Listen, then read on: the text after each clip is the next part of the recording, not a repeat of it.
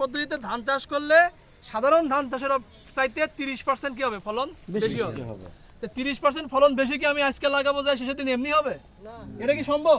সম্ভব না, এটা কিন্তু সম্ভব না। তাহলে 30% ফলনটা কিসে বেশি হবে? হয় তার কাটির সংখ্যা বাড়াইতে হবে। এতে কি কাটি মানে কি? এগুলো যে কার্যকরী গোসা মোটা করতে হবে, কুশির সংখ্যা বাড়াইতে হবে। এটা একটা জিনিস। আরেকটা কি হবে? তার যে শীষের সাইজটা বড় হইতে হবে। সেখানে শীষে কি থাকবে? আমার ধানের পরিমাণ বেশি থাকতে হবে। যদি শীষটা লম্বা হয়, আরেকভাবে বাড়ানো যাবে। সেটা কি? আমার শীষটা বড় হয়েছে, সেখানে সিটের পরিমাণ কম। তাহলে কি ধান বাড়ানোর কি ধানের ফলন বাড়ানোর পদ্ধতি কিন্তু এই কয়টাই। এখন যেহেতু আমার এখানে কি শীষটা সব বের হয় নাই, তাহলে আমি আপনাদের দেখাইতে পারবো কি এর প্রতি গোছায় কাঠি আছে কয়টা, এটা যদি আমরা দেখাইতে পারি তাহলে এখানে একটু আপনারা যে কোনো একজন, আমার এখানে ভাই আছে আমাদের এই জমির মালিক, উনি একটু একটা গোছা গুনবে আর আপনারা একটা গোছা গুনবেন যে এক গোছায় কয়টা কাঠি আছে, আর আমরা আশেপাশের জমিতে একটু দেখবে এক গোছায় কয়টা কাঠি আছে, তাহলে আমরা বুঝতে পারবো। ঠিক আছে, একটা গোছা একটু আমরা গুনবো, একটু গুনেন এক গোছায়। ভাই আপনারা ওই পাশ থেকে গুনেন। ভাই এটা সব গণে তো মাঝখানে সব বড় ভাই একটু গুনেন, একটা সংখ্যা একটু গোছা একটু গুনেন তো আপনারাই গুনেন, দেখেন কয়টা গোছা আছে। হ্যাঁ কত যাই গুনেন একটু দেখেন ভিতর থেকে গুনেন, আই দেখেন না একটা গোছ ভিতর থেকে গুনেন, হাতে গুনেন হ্যাঁ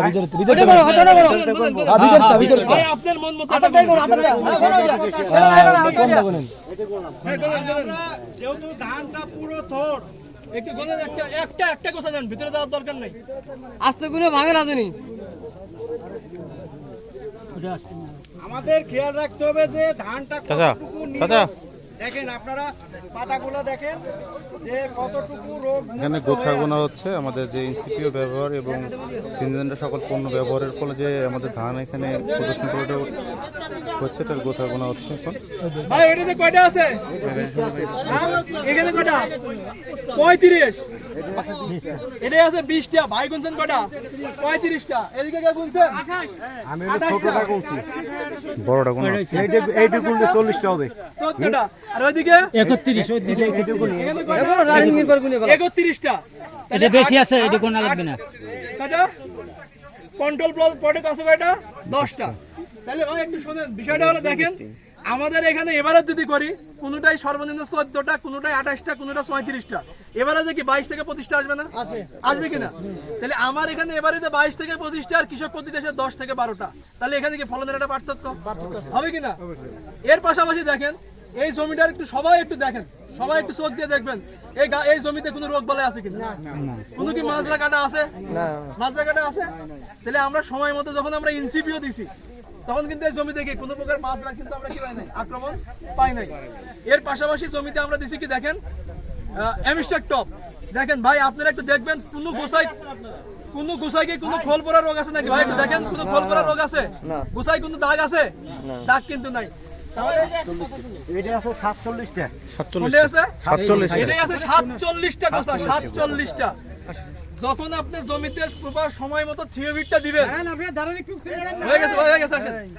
যখন আমরা জমিতে প্রপার ভাবে থিওবিটটা দিব, থিওবিটের কাজ কি? গোছাটাকে মোটা করা, কাঠির সংখ্যা বাড়ানো। এই যে আপনারা 47টা, ভাই আপনি একটু এদিকে, ভাই নামটা দেখি মেলা হইছে, এটা যেগুলো 47 50 এরকম করি। হ্যাঁ বুঝে যাওয়ার দরকার নেই ভাই, একটু এখানে দেখি, আমরা দেখছি।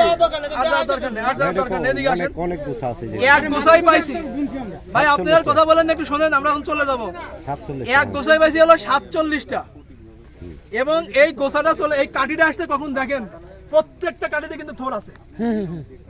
মানে কি থিওবিট দিলে আপনার জমিতে কার্যকরী কুশি, অর্থাৎ যে কুশিতে কি আসবে, থোর আসবে, সেই থোর কিন্তু আপনার চলে আসছে। বুঝতে পারছেন? তাহলে রূপা চাষ পদ্ধতিতে চাষ করবো, এর উপকারিতাটা বুঝবো। কেন চাষ করবো? সাধারণ আমনে এখানে সাধারণ গোছায় চাষ আসতেছে 12টা 14টা 15টা না 20টা ধরলাম, আমার এখানে এক গোছায় আছে 47টা, এভারেজ করলে 28 থেকে 30টা, তাহলে আমার ফলন